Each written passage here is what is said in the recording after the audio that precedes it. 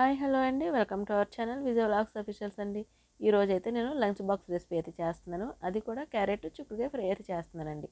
ఆఫీస్కి వెళ్ళేవారు, పిల్లలకి స్కూల్కి వెళ్ళే వాళ్ళకి, కాలేజ్కి వెళ్ళే వాళ్ళకి కూడా చాలా ఈజీగా అయిపోయేటువంటి ఈ రెసిపీని ఇదే విధంగా ఒకసారి మీరు కూడా ట్రై చేయండి. అలాగే వీడియోలోకి అయితే వెళ్ళిపోదాము.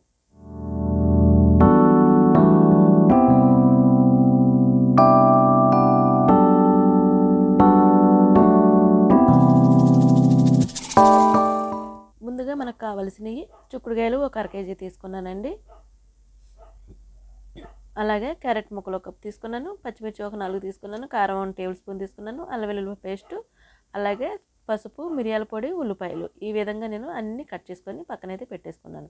స్టవ్ వెలిగించుకొని కళాయి పెట్టుకొని ఆయిల్ అయితే వేడి చేసుకున్నానండి. అందులోని తాలింపు దినుసులు, జీలకర్ర, ఎండుమిర్చి ఇవి కూడా వేసుకొని ఒకసారి కలిపేసుకోవాలి.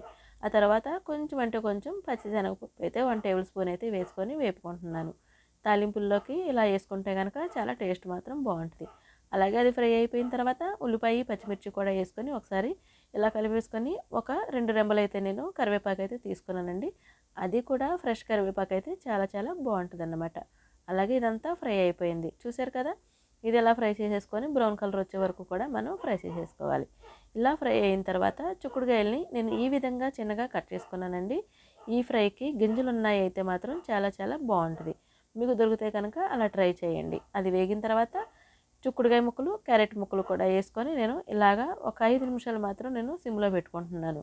ఇది చూసారు కదా కలర్ఫుల్గా ఎంత అయితే బాగుందో. మనకి హెల్దీ కూడా ఉంటాము, చాలా మంచిదన్నమాట. క్యారెట్ తినను అన్న వాళ్ళు ఈ విధంగా చేసి పెడితే లంచ్ బాక్సుల్లోకి చక్కగా రెడీ అయిపోతుంది. ఇలాగ 5 నిమిషాలు అయిన తర్వాత చక్కగా వేగింది కదండి. ఇలా వేగినప్పుడు నేను 1 టేబుల్ స్పూన్ మాత్రం అల్లం వెల్లుల్లిపాయ పేస్ట్ అయితే వేసుకుంటున్నాను.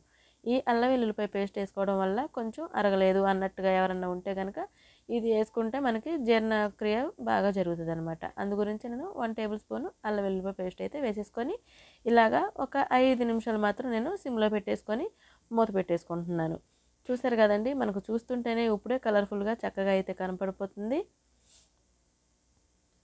ఒక 5 నిమిషాలు మాత్రం మూత పెట్టేసుకోవాలి.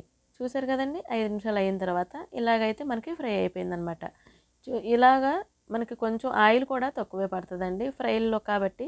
మీకు కావాలనుకుంటే కొంచెం ఎక్కువైనా వేసుకోవచ్చు. అలాగే నేను 1 టేబుల్ స్పూన్ కారం తీసుకున్నాను, కొంచెం మిరియాల పౌడర్ తీసుకున్నాను, అలాగే కొంచెం పసుపు అయితే తీసుకున్నాను, అలాగే మనకి రుచికి సరిపడా సాల్ట్ కూడా తీసుకున్నాను.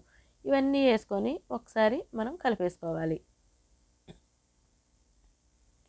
ఇలా కలిపేసుకొని మళ్ళీ ఒక 5 నిమిషాలు మనం మీడియం ఫ్లేమ్లో పెట్టుకొని మూత అయితే పెట్టేసుకోవాలి. చూసారు కదండి, ఈ విధంగా చక్కగా మనకు ఫ్రై అయిపోయింది. చూసారా, చూస్తుంటేనే మనకి యమ్మీగా ఉంది. అలాగే ఇప్పుడు నేను ధనియాల పౌడర్ అయితే వేసుకున్నాను అనమాట. వేసేసుకొని కలిపేసుకుంటే మనకి క్యారెట్ చిక్కుడుకాయ ఫ్రై అయితే రెడీ అయిపోయిందనమాట. అలాగే మరిన్ని వీడియోలతో మళ్ళీ మీ ముందుకైతే వస్తానండి. అంతవరకు సెలవండి. Bye friends.